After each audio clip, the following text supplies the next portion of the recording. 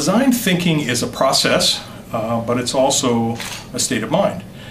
We teach it here as a process where you start with understanding the user, defining the problem, ideating, building prototypes and testing them, and then iterating that process. But it's also a state of mind. It's a state of mind that says we are going to be as interested in the problem as we are in the solution.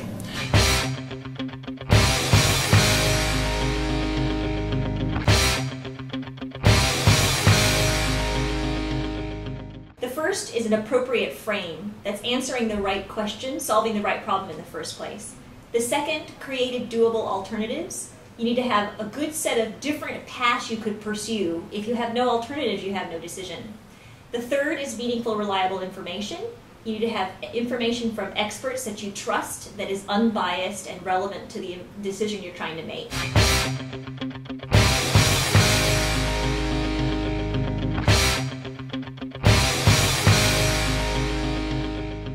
Well, I like the Howard Stevenson definition, which I shared with you in my very first lecture, I think, which is the relentless pursuit of opportunity without regard for resources. What that means to me is an entrepreneur has a vision, and it's generally a big vision and something very exciting that the entrepreneur is very passionate about.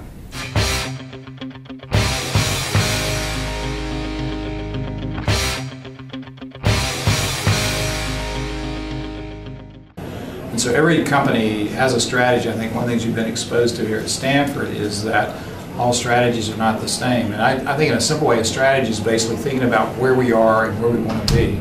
And that's embedded with your goals, your objectives, the kind of business you're in, things like that. And you say, okay, then the strategy can be, what are the ways how do we pull that off? If you're going to San Francisco, be sure to wear some flowers in your hair.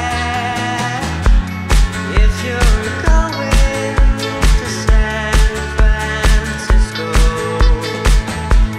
you're gonna meet some chance of people there. One is multidisciplinary education, which means transferring knowledge from one department to another department, both at the research level and at the teaching level. That's happening at Stanford all the time. Number two, massive effort on keeping in touch with the industry. And number three, which is related to number two, very important and essential, massive effort to keep in touch with alumni.